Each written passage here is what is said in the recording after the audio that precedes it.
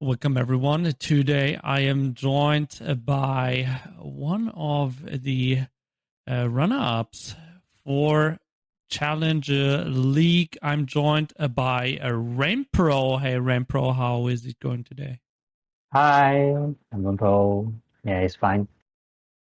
Rainpro, for people that don't know you yet, can you give a quick introduction to yourself, who you are, which game you started with, and so on? Okay, I'm from Hong Kong and I'm currently studying in UK. So you're gonna see me a lot in the Europe online tournaments. And my main game is Street Fighter 6, and my main character is Guile. Well, you say your main character is Guy, but looking at who you played in our tournaments, you picked DJ, you picked JP. Is it just to practice the matchup, or are you thinking about switching off of Guile? No, I want to know what the weaknesses of this character, cause obviously they are the top tiers, and especially Luke and JP, they are gonna be nerfed in the next season, hopefully. So I'm gonna just play in the remaining months. Yeah, I'm gonna play as OP as they can. I mean, we still got the Capcom Cup coming up next year. I think I feel like Capcom is not going to change the balance until Capcom Cup is over. So I think we still have 4 months? 4 Yeah, months around 4 months. Yeah, usually the patch will be released on like April or something before the next year CPT.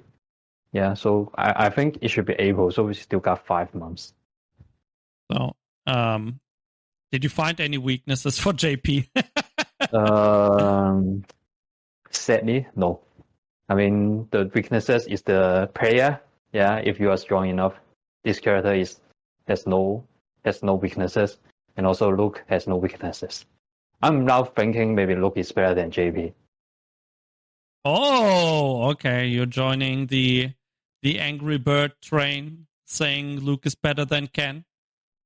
I think Luke is really better than Ken because like if you see how Chris Wong played this character, I mean, yeah, I've seen a lot because I played with him when I was in Hong Kong, so I know what this character can do. But after a month, I lived Hong Kong like for 2 months, around 2 months, and Chris Wong really show what's the best Luke can be played. Yeah, and this is amazing. I think the culture medium punch, the jump heavy punch, especially the jump heavy punch, is like a dive kick.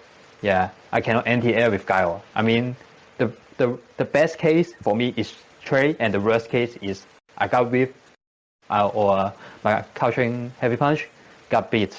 Yeah, so I think it's so brain dead, this button. I mean, I remember people also saying stuff like that about Ken's jumping hard punch. So as a Ken main, like, I'm not complaining. Capcom, keep the moves as is. I'm fine. yeah, or they can just buff my anti-air. Yeah, I think it's better than nerf your characters. Yeah, just buff my anti-air. My couching heavy punch is like so weak, man. But talking about the balance in general, like when Street Fighter 6 released, people were saying like, "Oh, Street Fighter 6 is pretty much one of the best balanced games on release." Like, how do you feel on like the development of balance for the game right now? Yeah, I really don't think this game is balanced. When character have full loops and a huge reward button have no purpose and no recovery. Yeah, and it's like JP Stick has no purpose. Luke Culture Medium Punch has no purpose. Ken Standing Heavy Punch is like so fast the recovery. I mean, if you're gonna watch it to do the whip punish and you cannot just do it by your muscle memory or reaction, in this game with drive rush, drive impact, and also the jumping button is so strong, and I think it's not really balanced. Yeah, you're gonna see Luke, JP, Ken in K1 Cup fighting for the millions dollars, and you're not gonna see other characters. Maybe Gachi-kun can do it, but it's just Gachi-kun. Okay, so the player needs to carry the character pretty much like Itazangief in Japan. Even Itasan changed to Marisa. Oh man, yeah. Yeah, he I changed to guess Marisa. if you're a pro gamer, right, then you're thinking about switching at some point if your character has bad matchup and bit of trouble. So I know that other players in Europe as well. I know, for example, Random was saying like, Manon isn't good, but then he kept winning tournaments, and then he's like, yeah, okay, I guess I just keep playing Manon. But the character is not stable enough in these games. There's only JP and Luke and Ken is stable enough in this game, I think. Because Malone, you gotta guess right so many times to win a games, or you're gonna just pray for the luck and jump in or whatever. But with Luke and Ken and JP, you're gonna just play the pussy and play your own game. Your opponent gonna play your game. You don't need to adjust anything. Yeah, just spamming the culture medium punch and just do the corner carry full loop is all about luck in this game, I think. Yeah, so I think it's not really balanced. I guess it's a thing of risk reward, right? Because as you mentioned, the other player needs to kind of play your game all the time. So it pretty much comes down to how good they can kind of predict what you are doing, and it's not about being active and taking the initiative. Let's drift a bit away from Street Fighter 6 potentially. Is Street Fighter 6 your first fighting game? No, my first fighting game is Street Fighter 5. Yeah, I mean competitively, yeah, it's Street Fighter 5. Did you play anything else or only Street Fighter so far? Computer games or fighting games? Maybe both. Yeah, I played some Apex Legend and League of Legends. Yeah, but now I'm just focusing on Street Fighter 6. Then I think it takes a lot of time to practice and to learn the new things because the game is still like half years. So I don't really have much time to play other games. Especially I'm also studying. Yeah. Also, right. You need to kind of stay in the groove. So it's I can understand that it can be difficult to juggle multiple games. But yeah, who did you play in Street Fighter 5 then? Guile, Ed, Bison, Urian, but if you're not talking the main character, it's still Guile and Ed. And the last season I switched half to Ed because it's like looking this season is broken. Okay. Okay. So you kept your main character going from Street Fighter 5 to Street Fighter 6 with Guile. Did the character change a lot for you? Like, did you have to adjust a lot going from Street Fighter 5 to 6? For me, it's not huge adjustments because my playstyle is pretty aggressive, even in Street Fighter 5. And in this game, in the new game Street Fighter 6, you're gonna be more aggressive because you cannot just defend. Defend never wins your game in this game. You're gonna be aggressive, doing drive rush, mix up, and you can just shoot boom. So I think it's fine for me. I just need to learn the new system and the matchup. But I know that some Gauss player think this game is very hard because they used to shoot bombs, do a flash kick, just be a defensive side. Yeah, so in this game, that's not gonna work. Yeah, with the parry, I mean, zoning is really difficult. There's no chip damage as well, as long as you have drive gauge. Perfect parry just ruin your zoning timing. So you're not gonna see like Daigo zoning for 99 seconds in this game. Well, you could see it, but it won't have any effect. So yeah, it's still full health. You're just gonna lose in the long run if you have the life deficit. You mentioned we will see you in a lot of online tournaments. I mean, we saw you in our Challenger League qualifiers. I know you won the last Salt Mine League tournaments against Random. Yeah. Are you playing any other online tournaments at the moment? I think the ICFC and Salt Mines is the tournaments that I usually play, and because it's like on Sunday and Tuesday, I got spare time. But for the others day, I just wanted to have some practice and maybe do some studies. So if I have time, I maybe join. But yeah, there's only ICFC and Salt Mine for me.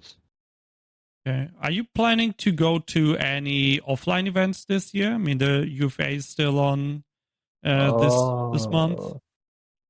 I'm still thinking because I have no travel partner and the cost is pretty expensive, to be honest. Yeah, if I get top three, I can just barely cover my cost, and I don't think maybe it's pretty hard to get top three in that tournament. The France player is really good.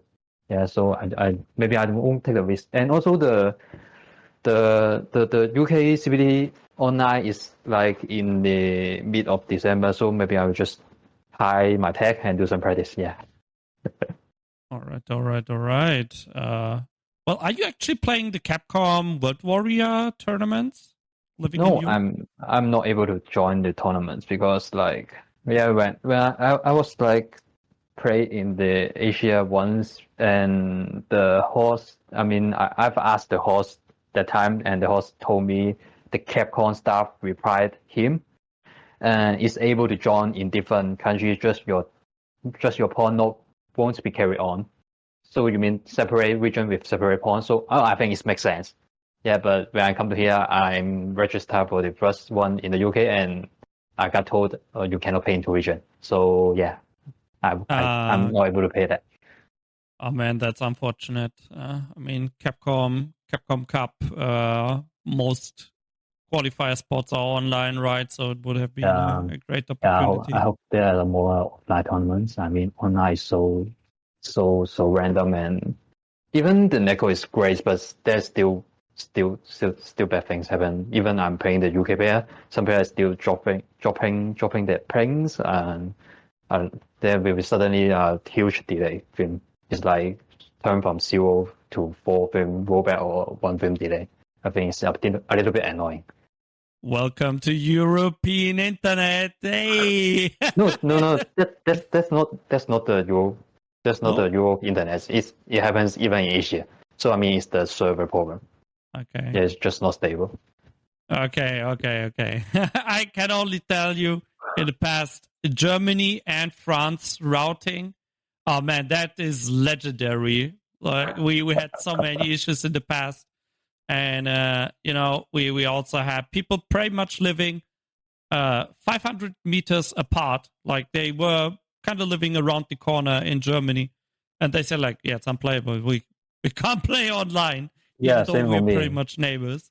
Yeah, my friend is right opposite of my house, and we can still play. Yeah, it's like 30-second walking distance, and we still like getting one bar. It's hilarious in 3.5. But yeah, I think it's getting better now. But still, I want more offline tournament. It feels great to see my friends and other players in real life. But in general, what do you think about the European scene? I mean, this is your first time living in Europe, right? So, sorry, you mean the player or the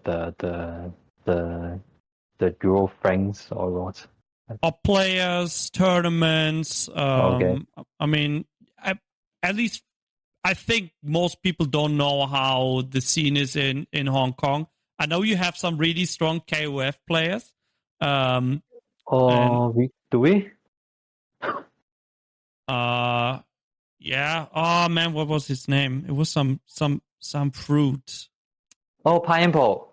Yeah. Oh, okay. Oh, okay. I see. Yeah, and let's talk about Hong Kong. If you talk about Hong Kong, yeah, Chris Wong, Hot Dog, Sevo, And actually, we have a lot of players. We just don't have the opportunity to travel around, and and especially the past 3 years is COVID, and we are getting better during these 3 years. So you barely heard our name, and yeah, that's understandable.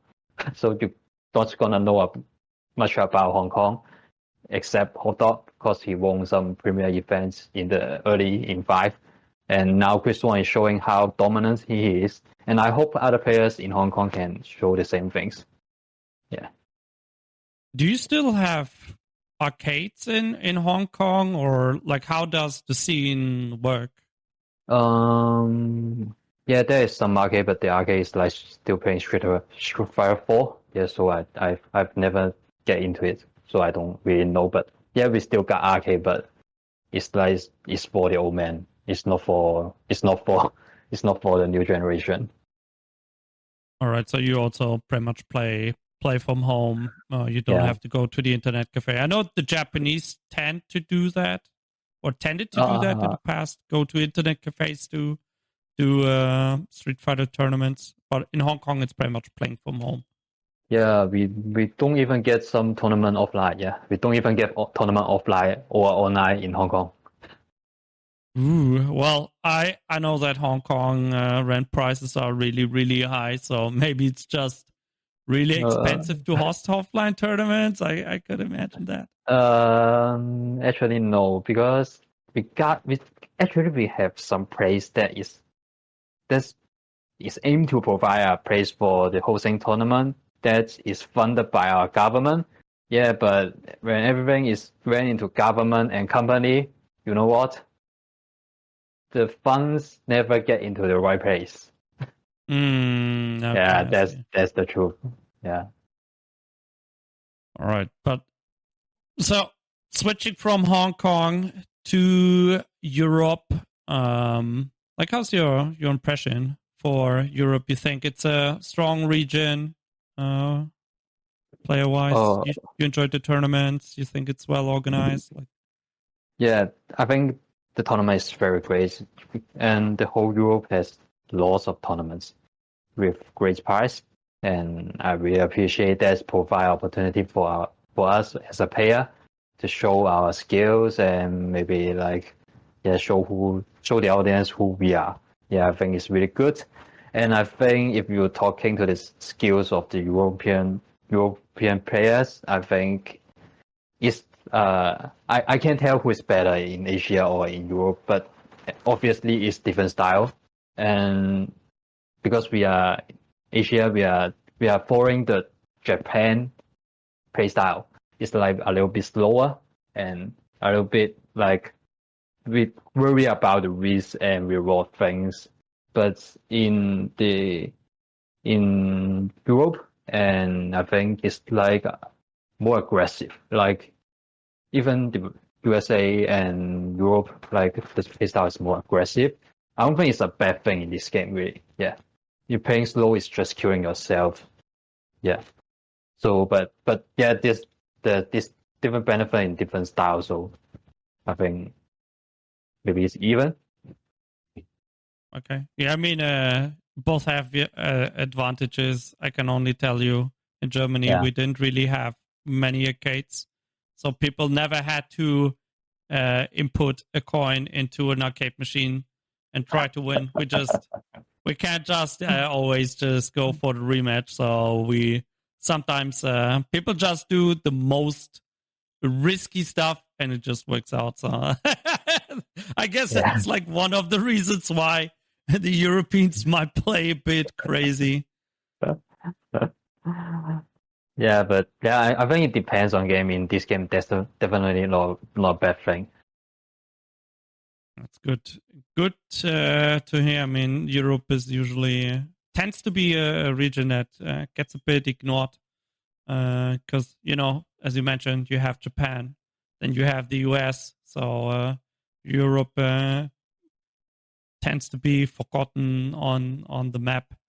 But I think the best player in different region is like their skill is pretty even. It's just the player base, because there's no doubt that Japan own the best player base. Even their average player is like so good, even in five. I mean, I went to Japan for Evo Japan, and I'm out at the second turn in five. Yeah, I feel what they are so good. Yeah, a lot of players you don't know about that are actually really, really strong. Of course, there are some average players or beginner players, but I think for Street Fighter 6, they released the statistics, and Japan has the most master ranked players in the world compared to all other regions. So it just shows you that Japan is a different beast. Yeah. Because that's their traditional game, Fighting game is their hobby is their I don't know what's the rest. It's like they are born to play fighting games. I guess it's also, I mean, it is a Japanese game, and they have had the arcade culture in the past and Togeki tournaments, right? They always had like competitive fighting game tournaments since the 90s. And of course, companies are also, like the developers are really pushing their own region because they live there. So yeah, it's a cultural thing, so it's hard to compare with them. yeah, it is, but we have seen European champions, we've seen American champions in Street Fighter. So yeah, so that's the best player is in different region is like they're equally good, I think. it's gonna be exciting for Capcom Cup next year for that $1 million, which we don't have for our league, but maybe sponsor in the future will be so nice to give us $1 million to hand out. Let's see. But yeah, talking about the future, what are your plans for 2024? Tournaments, travel. If there's like more offline tournaments, maybe I will try to travel like a couple of them. It depends on the cost. Yeah, it's like finally we are going to talk to the travel cost if there's offline tournaments, and there's no reason for me to like take a huge risk if it costs a lot. Yeah, but it's like within the UK and it's like nearby. It's like in Paris or some place that is acceptable, and I will definitely be there. Okay, cool. Maybe we can get you to Frankfurt next year for our offline event. Let's say,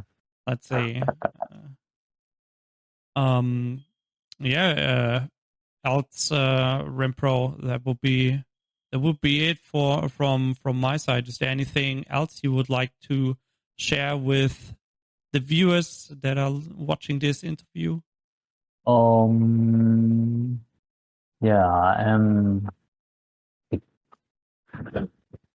think the whole feeling playing Street Fighter game here is like a lot different back in Hong Kong, because I've been to EGX, the London offline tournaments, and there was a lot of people who were watching us. Even I think they are not playing this game.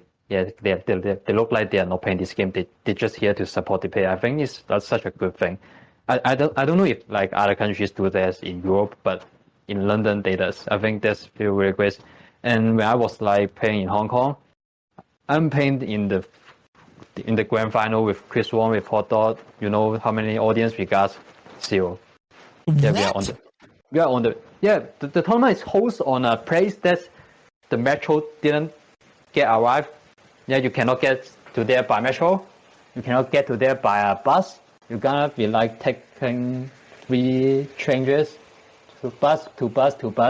Yeah, from the city area to that place. I mean, who is gonna go there? So it was just too much of a hassle to go to the event to watch in. Yeah, but you know what? There's a Red Bull tournament. It was, or it is a Red Bull tournament. It is a Red Bull tournament. Yeah, it was a Red Bull tournament. I played, and there's no audience down there. It's just our friends and the organizer. and maybe someone who is living upstairs and they just have some food and there's some guys playing. I mean, there's no promotion of the tournaments. There's nothing else in Hong Kong. I mean, I won a tournament in 6 before I get here. Mm-hmm. It's like you know what? After we doing the whole tournaments, there's no even single result posted on social media, on their media. There's no results posted on. Oh man, that's so unfortunate. Like that, you get like no visibility. No one knows no one knows what you have done, and no one knows the result. Or they just, as I said, they are just hosting the tournament because of the money they get a lot. And I got paid it, but I mean, compared to their side, I know how much they get paid. They are funded by the government. And I mean, as a player, right? You want to get, like, you want to show that you won, right? Or you want to. Yeah, at least I have a post to retweet, right? I deserve a post to retweet. That's really really unfortunate, especially if it's such a big event. But maybe in that case, the venue also was not the best pick. If nobody could watch, but in Europe, I mean, EGX is a special event because it's pretty much a gaming fair. So you have people at the event and they want to, if you had a look around and you saw everything, or you might just want to have a break, then you watch like the games on stage. Yes, even the setup is very great. My setup in Hong Kong is like, they are using a 60 Hz monitor with a 5 years old computer. Chris Wong can even do a perfect charge. Yeah, and sorry, go ahead. So I mean, the whole culture of people they are like facing esport or fighting games are more serious than our countries. I mean, at least they make the players feel like, they are something, they are valuable. Yeah, they are doing great. I mean, I can feel that in Hong Kong. It's here in at least I can only speak about like Germany, France. The organizers always want to provide the players the best tournament experience. Of course, you can't like have, if you're on a small budget, you can't have like the best headphones on every station. But tournament organizers really try to give the best tournament environment, use good monitors so the players can, it's competitive gaming, right? So you want to have the best environment for the players as well, so they can perform, they can be happy with how they played. I mean, nothing is more annoying or more kind of more disheartening than, you're playing in the tournament, the setup maybe was laggy, or the screen, you had to sit like with an angle to the screen, so you couldn't see it well, and there was like no sound, and then you don't have fun as a player either. Yes, the spotlight is right into your eyes. Our stage in Hong Kong, the spotlight is right into your eyes, and it's like we got 2 set up in the stage, but you know what? They pick 4 people 2 by 2, sitting there waiting for the others set up place, instead of giving us a set up each person. Yeah. So I really don't know what's Hong Kong esports or fighting games organizer is doing. I mean, they are the only organizer that can hold such a big tournament. But I mean, it's disappointing. But I'm not seeing such thing in Europe. I think it's very, very good, and I really appreciate that. Yeah, I'm really happy to hear that as a TO myself, that you're happy with the EU events. And well, let's see how Hong Kong is gonna develop. Maybe, I mean, players probably complained about it, right? So hopefully the tournament organizers listen for future events, and well, then if in case you go back to Hong Kong, you can play great events. Yeah, I hope so. After like years, I competing with under their tournaments. I hope when I get back to Hong Kong, things gonna change a little bit at least. How long will you be staying in Europe, by the way?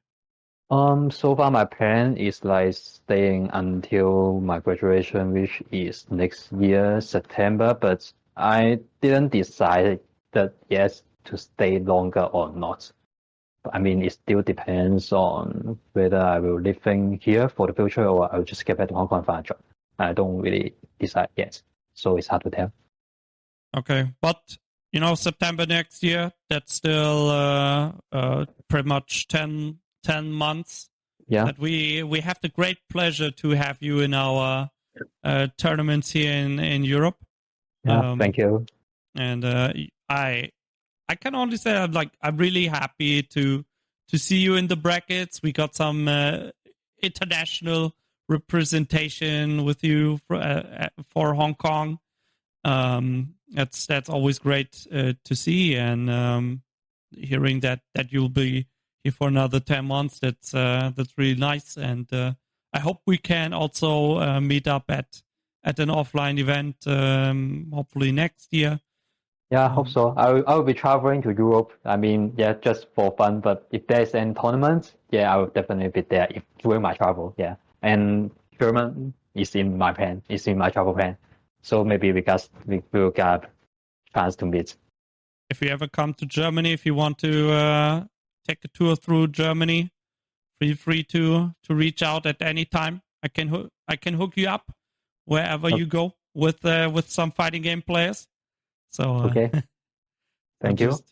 Just reach out or just keep an eye on the tournament schedule, and we will do our best to host you as nicely as possible.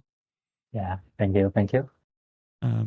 That's it, Rainpro. I really appreciate you sitting down with me for the interview, taking some time off for your busy schedule, and I wish you the best of luck in the last chance qualifier that's going to be played tomorrow.